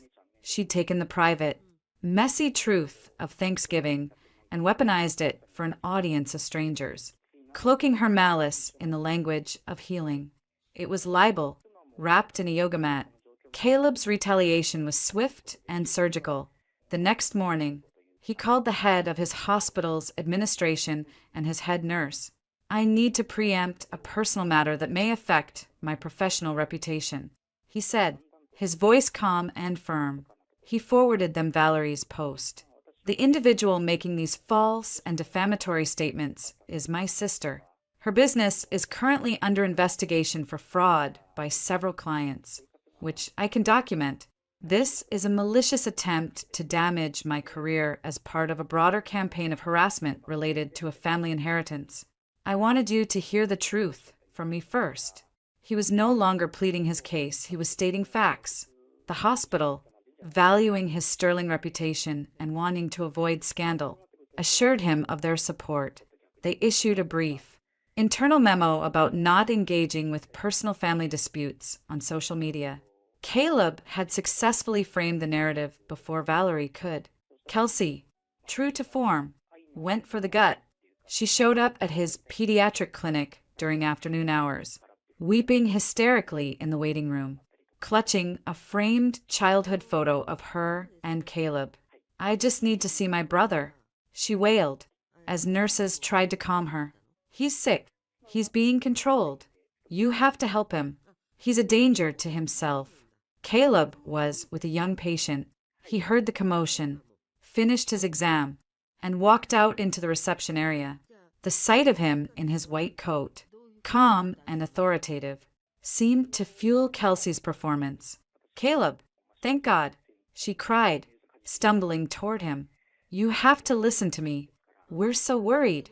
We're getting a lawyer. For your own good, a competency hearing. Before that woman destroys you completely." The waiting parents stared, some in sympathy, some in alarm. Caleb didn't flinch. He looked past her to his head nurse. Maria, please call security and the local police. Tell them there's an individual causing a disturbance and making threats of legal action that constitute harassment." Kelsey's tears dried up instantly, replaced by shock. "You're calling the cops on me? Your sister? You are disrupting a medical practice and frightening children," Caleb said, his voice carrying through the silent room. "You are making false and damaging statements. This is not family. This is harassment. You need to leave. Now." When the security guard arrived, Caleb gave a quiet, additional instruction. "Please ensure she is escorted from the property and informed she is not permitted to return. Any further contact should be directed to my attorney." He handed the guard a business card. Mr. Aldrich's. Kelsey left, not weeping now, but sputtering with incoherent rage, the childhood photo clutched like a weapon. Caleb turned to the staring parents. "My apologies for the disruption. A difficult family matter. Now, who's next for little Liam's follow-up?" The sheer normalcy of the question, the reassertion of his professional persona, was masterful. The spell was broken. That night, we sat at the kitchen table, not with despair, but with a spreadsheet. I had become a curator of evidence. I had filed the Child Services report notice. I had screenshots of Valerie's posts and the fraud complaints. I had the security report from Caleb's clinic. I had a notarized letter from our pediatrician confirming Liam's peanut allergy. I had the original, repackaged bag of peanuts, now photographed from every angle. Its chain of custody noted. I had the journal entries, scanned and highlighted. I had the financial records. I had the damning codicil. It was a dossier of betrayal. "It's time," I said. Caleb nodded. He called Mr. Aldrich, putting him on speaker. "We're ready. We want to enforce the protective clauses, and we want to send a message they cannot ignore." Mr. Aldrich was quiet for a moment. "The codicil is a shield, not a sword. It prevents them from gaining assets through coercion, but it doesn't punish them for trying. For that, you'd need to pursue separate legal actions: defamation, filing a false report, intentional infliction of emotional distress, harassment. Those are costly, time-consuming, and difficult to prove to a jury's satisfaction. We're not looking for a payout," Caleb said. "We're looking for it to stop." "Then we use the sword you have," I interjected, "the one they fear most: exposure, and the loss of what they think they're owed." We crafted the strategy with Mr. Aldrich. It was a 1-2 punch. First, a cease and desist letter, detailing each act of harassment, the slander, the false CPS report, the clinic disturbance, the peanut incident, and demanding an immediate end to all contact, direct or indirect. It stated that any further action would result in the immediate filing of civil lawsuits and a referral to the district attorney for criminal harassment. The second document was the hammer, a formal legal notice, invoking Robert Sterling's will and the codicil. It stated that due to the documented, persistent pattern of undue familial influence and coercion aimed at compelling Caleb to relinquish his inherited assets, the trustees of the Sterling Family Trust, Mr. Aldrich's firm, we're hereby placing a permanent, irrevocable restriction on any future disbursements or considerations to Diane, Valerie, or Kelsey from the trust or its proceeds. Furthermore, it stipulated that should they pursue any legal claim against the estate or Caleb personally, they would be deemed in violation of the will's spirit and would forfeit all claim to the cash bequests they had already received, which would be subject to clawback litigation. In short, not only do you get nothing more, but if you sue us, we'll sue to take back what you already spent. The papers were drawn up, printed on heavy, watermarked legal stationery. We sent them via certified mail to each sister and to Eleanor. The silence that followed for 48 hours was profound. It was the quiet of the battlefield after a massive artillery barrage. Then, the phones rang. Not Caleb's phone, that he'd blocked their numbers. My phone. And the house phone. Diane's voice, when I finally answered, was a guttural scream of pure, unfiltered hatred. It wasn't the performative anger of Thanksgiving. This was real. You vicious, conniving bitch, she shrieked. You think you've won? You think your little lawyer letters scare me? I will bury you. I will take that house apart brick by brick. I will make sure every person in this city knows what a lying, violent psychopath you are. You will never be safe. Your little freak of a son will be taken from you. I swear to God, Bronwyn, you will be begging in the street before I'm through. You have no idea who you're dealing with. I held the phone away from my ear slightly, letting her rage burn itself out. When she paused for breath, her own fury choking her, I spoke. My voice was quiet, perfectly calm.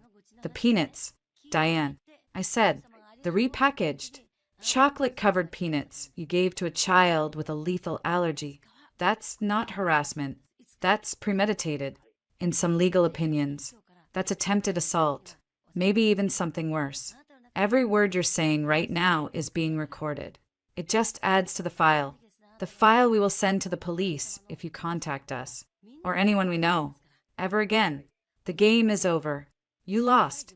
There was a strangled sound on the other end of the line, that a mix of rage, shock, and the first, cold trickle of fear. I had never directly acknowledged the peanuts before. I had just given her a receipt for her crime. Go to hell, she whispered, her voice breaking. You first, I said, and ended the call.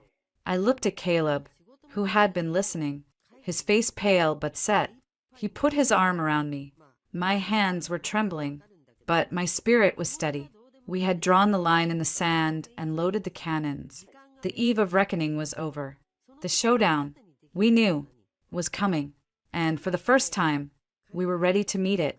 They came on a Sunday. The day had dawned bright and cold. The lake like a sheet of steel. The normalcy of pancakes and comics was shattered by the aggressive revving of engines in our driveway. Not one car, but three.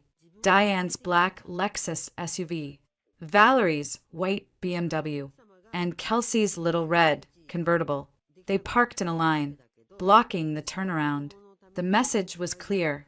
No easy escape. My heart hammered against my ribs. A frantic drumbeat of here it is. Liam was upstairs in his playroom.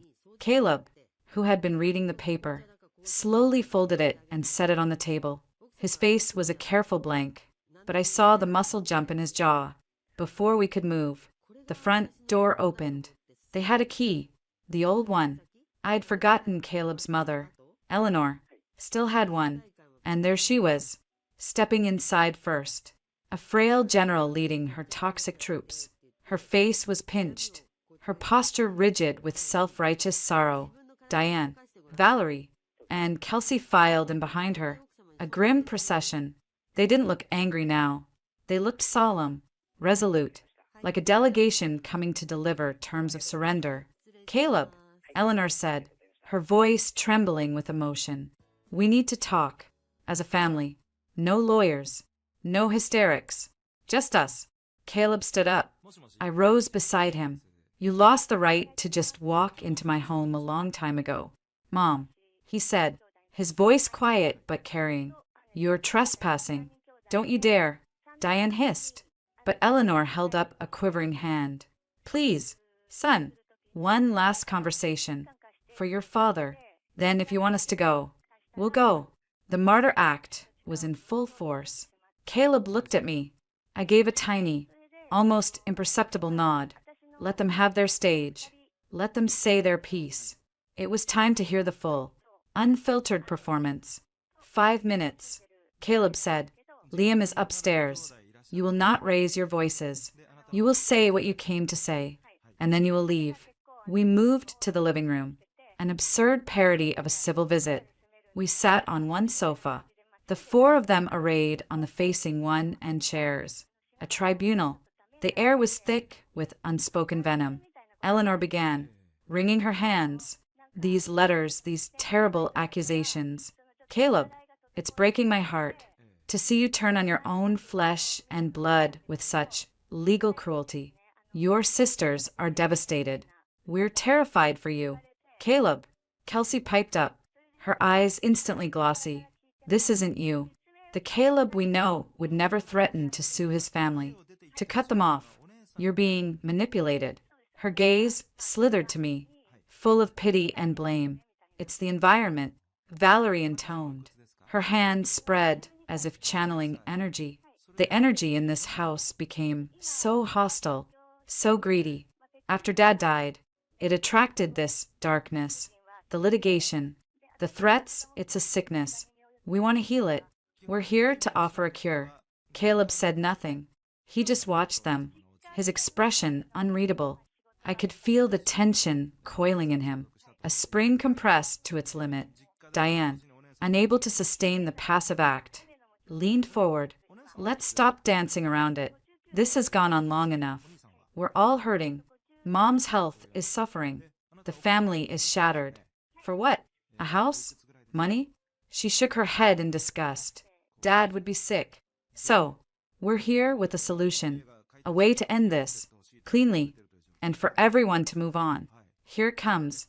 I thought, you sign over the deed to the lake house to the 3 of us, Diane said, her voice dropping into a tone of cold. Transactional reason. We assume the mortgage and the taxes. It's clearly a burden and a source of stress that's making you people act in ways that are, frankly, unhinged. We'll take that burden off you. In return, we drop all our concerns. We'll retract any statements we've made. We'll even write a letter to Child Services explaining it was a big misunderstanding born of worry. The lawsuits, the threats, all of it goes away. You and Bronwyn can get a nice, manageable condo. Focus on your mental health, on getting Liam the structure he clearly needs. We all get peace. She sat back, a smug certainty in her eyes. It was their masterstroke, not a request, a ransom demand. Give us the prize, or the war continues forever. Valerie nodded, a tear slipping down her cheek. It's an act of charity. Brother, we're offering to save you from yourselves. This place, it's too much for you. The pressure, the jealousy it creates, it's poisoning your soul. Let it go. Let us help you. Kelsey sniffled. We'll even help you move.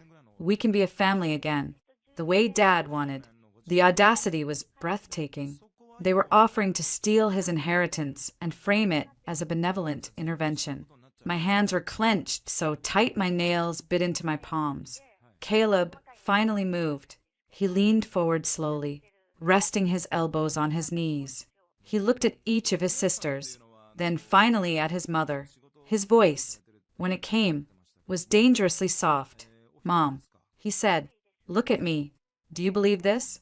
Do you believe I'm so mentally ill, so incompetent, that I need to be relieved of my home and my child for my own good? Do you believe Bronwyn is some puppet master driving me to destroy my family? Look me in the eye and tell me you believe that. Eleanor flinched. She looked away, her lips trembling. I believe you're confused. Caleb, under tremendous stress. This inheritance, it changed things. It changed you. Your sisters are only trying to protect what's left of this family. By taking what's mine, Caleb asked, the softness beginning to crack. By calling my son a beggar? By pushing him into a lake? By giving him poison and calling it a gift? His voice rose with each question. By lying about us to the state, to the world, to my employers? That sire idea of protection? The peanuts were a mistake. Diane shouted, the facade crumbling. A mistake? I exploded, unable to stay silent. You repackaged them. You hid them in a box. What was the mistake? Diane? Forgetting he might not die? Don't you dare! She shrieked, rising to her feet. You psychotic liar! You're trying to frame me. Enough!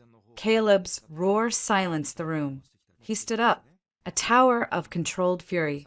He walked to the mantel, picked up the 2 black leather journals, and held them up. Do you know what these are, Mom? He asked, his voice now terrifyingly calm. They're Dad's, his journals, from the last 2 years of his life. Eleanor's hand flew to her mouth. A sick dread filled her eyes. Diane went pale. Valerie murmured, "Oh, no." He gave them to me, I said, the words dropping into the sudden quiet. So I'd understand. And I do. I understand that he saw all of you.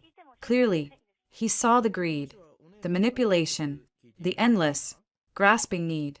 He called you vultures.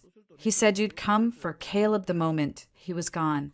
He was afraid the kindness in Caleb's heart would be the thing you used to break him. I looked at Caleb, my voice softening. He left these so you'd see the wolves. Son, so you could build a dam before they drank the river dry. Caleb opened the most recent journal to a marked page. He didn't read it. He just held it, letting the weight of his father's, knowing silence fill the room. He left me this house and the trust, not because he loved me more, but because he loved me enough to try and protect me from you. He built a trapdoor in the will, hoping I'd be smart enough not to step on it. The clause, the one that lets me give it all away if I feel morally coerced. That was his test, for me, and for you. He looked at his sisters, his eyes dead. You failed. You showed me exactly who you are. Diane found her voice, a strangled, furious thing. Those are the ramblings of a sick old man. He was confused. He was turned against us by her. She pointed a shaking finger at me. He wasn't confused in March when you asked him for money for a fake property deal, Caleb said, his voice like ice. Or in April when Valerie wanted $25,000 for a cosmic certification. Or in May when he told me you'd drink me dry and leave me in the desert. He saw you. And now, he said, closing the book with a final thump. So do I. The mask was gone. The pretense of family, of concern, evaporated. Diane's face contorted with pure hatred. You weak, pathetic fool, hiding behind a dead man's diaries and your bitch wife's skirts. You don't deserve what Dad left you. You never did. You were always the soft one, the stupid one, maybe, Caleb said, nodding slowly. But I'm not stupid anymore. He walked to the front window and gave a short wave. A moment later, a uniformed police officer and a woman in a crisp business suit appeared at the still open front door. We'd called them before the confrontation, as Mr. Aldrich advised. The officer was a local deputy we briefed. The woman was from a private security firm. What is this? Eleanor cried, standing up. This is the end, Caleb said. He turned to his mother, and for the first time, his voice held a note of immeasurable grief. You knew, Mom. You read these journals. You knew what he thought, what he feared, and you did nothing. You let them do it. You helped them. You chose your daughter's greed over your son's safety, over your grandson's life. I was trying to keep the family together. She wailed, real tears now, but they were for herself, for her shattered illusion. No, Caleb whispered, the word full of a final, terrible understanding. You were just afraid of being alone with who they really are. Well, now you can be. He looked at the deputy. They're trespassing, and I want them formally trespassed from the property. Any further contact will be considered harassment and stalking, and we will press charges. You can't do this, Kelsey screamed. lunging toward Caleb. The security woman stepped smoothly between them. "We're your family. We're all you have." Caleb looked at her, at Diane, at Valerie, at his weeping mother. He absorbed the tableau of their rage, their spite, their bottomless need.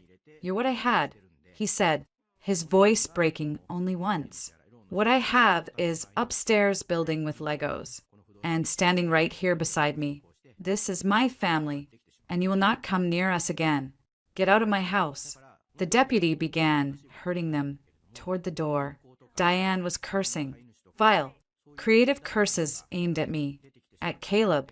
Valerie was chanting something about karmic retribution. Kelsey was sobbing. "Mom, do something. Make him stop." Eleanor, broken and small, stopped at the threshold. She looked back at Caleb, her last-born son. "You're just like your father." She spat. The love gone, only the bitterness of a lost game remaining. Stubborn, cold, you'll die alone. Caleb didn't flinch. He met her gaze, and in his eyes, I saw the last tiny flame of a son's hope for his mother's love gutter and go out, leaving only calm ash. "No, mother," he said, his voice quiet and sure. "I finally grew up enough to be just like him." He turned his back as the deputy escorted them out, the security woman ensuring they got in their cars and left. The sound of their engines faded, replaced by a silence so deep it rang in my ears. Caleb stood in the middle of the room, his shoulders slumped, staring at the floor. I went to him, wrapped my arms around him from behind, and pressed my face against his back. He was shaking. "It's over," I whispered. He turned in my arms, his face wet. "It is," he said, pulling me close, holding on as if I were the only solid thing in a world that had just dissolved. "It's finally over."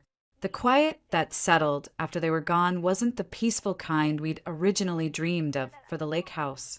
It was the ringing silence after a bomb blast, thick with the dust of shattered relationships. The first few weeks were spent waiting for the other shoe to drop. We had a security system installed. We changed our phone numbers.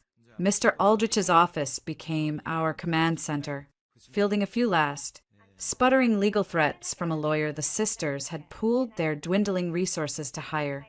The threats were generic, vaporous claims of undue influence and elder coercion against our late father-in-law. They went nowhere, without evidence, and with Robert Sterling's own journals painting a starkly different picture. Their lawyer quietly withdrew. The certified letters had worked. The cost of fighting us had finally become higher than the potential reward. The real work was internal. The damage wasn't just to the deck or our reputation, it was inside our home. In the shape of our small son, Liam had nightmares. He'd wake up screaming about deep water and mean candy. He became clingy, anxious if Caleb or I were out of sight. The happy, trusting boy who had run to the window to greet his aunts was gone, replaced by a little sentry who checked the locks on the doors. We found a child therapist, Dr. Rosen, a woman with a gentle voice and a playroom full of puppets. Caleb, the pediatrician, had to swallow his pride and take his own son to a colleague. It was a humbling, necessary step. He's constructing a narrative of danger. Dr. Rosen explained to us, after a few sessions, his sense of safety within his own family, his own home, was violated. He needs to rebuild that. He needs to see you two as his unwavering, safe fortress, and he needs to understand, in a way a 6-year-old can, that the mean people are gone and cannot come back. So, we became fortress builders. We established rituals, safety checks with Liam every night, where he'd help Daddy test the door locks and Mommy would show him the secure app on her phone. We turned his bedroom into a designated no-worry zone. We talked about feelings with a blunt honesty we hadn't used before. "I feel sad about what happened with Aunt Diane." Caleb would say, "It's okay to feel sad and safe at the same time." It was clumsy, painful work. Caleb's transformation was the most profound. The man who had once pleaded for family harmony now understood that sometimes harmony was just the silence of the oppressed. He didn't become hard, but he became clear. The fuzziness of guilt was burned away. He had one final, terrible conversation with his mother. She called him from a blocked number, her voice frail and wavering. "Caleb, darling, the girls, they're struggling so much. Diane's facing foreclosure. Valerie's being investigated. Kelsey is lost. What you're doing, it's killing your family. Please, can't you find it in your heart to just help? Alone? Something?" There was a long pause on Caleb's end. I watched his face, saw the old reflex of compassion flicker, and then solidify into something else. "Mom," he said, his voice quiet and unbearably tired.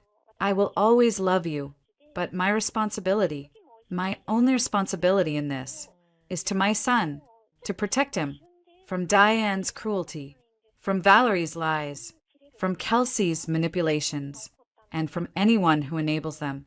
His voice broke. "Just once. That includes you. I will not let you, or them, hurt my boy ever again. Not with words, not with tricks, not with poison gifts.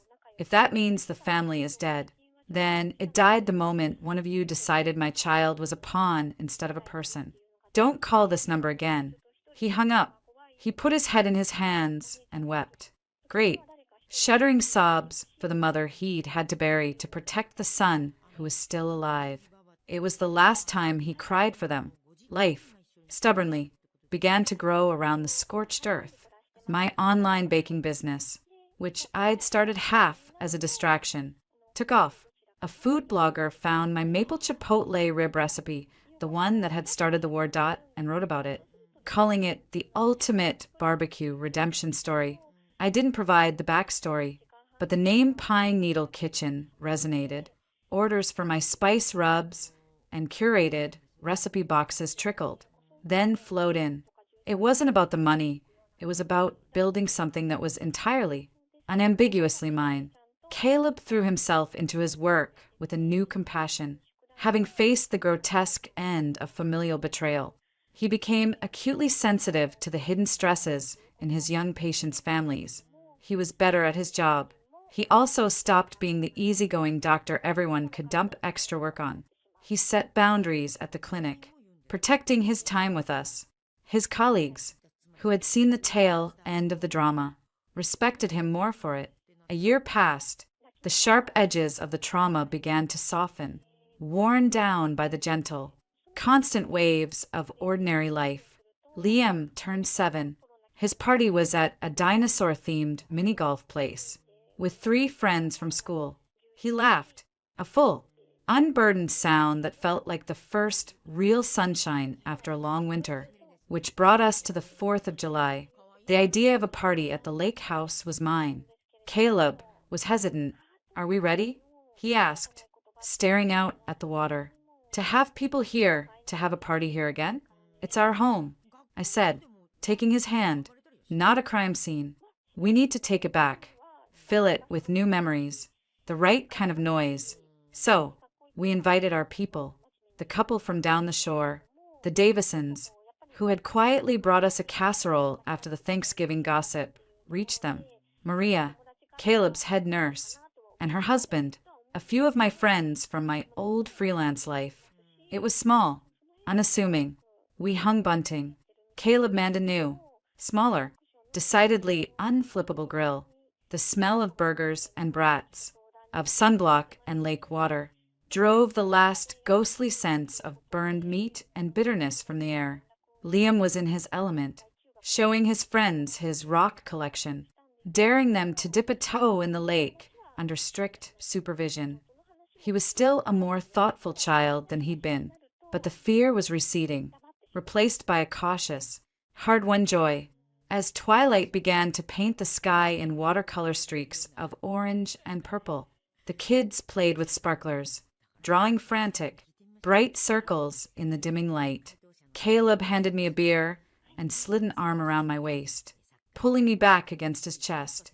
We watched the joyful chaos on our lawn. "He's okay," Caleb murmured into my hair, his voice thick with emotion. We're okay. We're more than okay, I said, leaning into him. We're here. He was quiet for a moment. I spent so long thinking kindness meant never saying no, never making waves. That being a good son, a good brother, meant endless forgiveness. He turned me slightly to face him, his eyes serious in the fading light. You taught me that kindness doesn't have to include letting people poison you, that protecting the good sometimes means building a wall against the bad. Thank you for being my dam. Bron. I kissed him. A long, slow kiss that tasted of beer, summer, and survival. You built it with me. Later, as the last guests waved goodbye and we began gathering empty plates and discarded soda cans, I saw it, a car, a dark sedan, moving slowly along the shore road that curved past our property. It was the same make and model as Diane's old Lexus, though it was too far and too dark to see the driver. My body went cold, all the summer warmth leaching away in an instant. The fortress walls, which had felt so solid moments before, suddenly seemed paper-thin. Was it her? Had a year of silence just been the calm before a final, desperate strike? My grip tightened on the stack of plates I was holding. Caleb, sensing my frozen posture, followed my gaze. He saw the car. He went still beside me. We stood there, two statues in the twilight, watching. The car didn't speed up. It didn't slow to a stop. It just cruised at that same, deliberate pace. As it reached the point on the road directly opposite our lit-up deck, it seemed to hesitate for a fraction of a second. Then, the brake lights flicked off. The car accelerated smoothly, continuing around the bend until its taillights vanished into the gathering darkness. It never turned around. It never came back. I let out a breath I didn't know I'd been holding. The plates in my hands rattled softly. Caleb's hand found mine, his fingers lacing through mine, warm and sure. It's over, Bron, he said softly, his eyes still on the empty road. Some wars don't end with a treaty. They just fade. The enemy gives up, or wears themselves out, or finally sees the walls won't fall. He looked down at me. We have the walls. We have the fort. And we have each other. That's the peace we won. I looked from the dark, silent road back to our house. Through the sliding glass doors, I could see Liam, already in his pajamas, attempting to drag his giant teddy bear up the stairs to bed, a relic from a past life, now just a stuffed animal. I squeezed Caleb's hand. I didn't mention the car. I didn't give the fear a name, give the past that much power. I simply tucked the image away, a reminder that some vigilance is the price of peace. Come on, I said, my voice steady. Let's go inside. Our boy is trying to haul a small bear up a flight of stairs. He might need backup. Caleb smiled, a real, easy smile that reached his eyes. Always.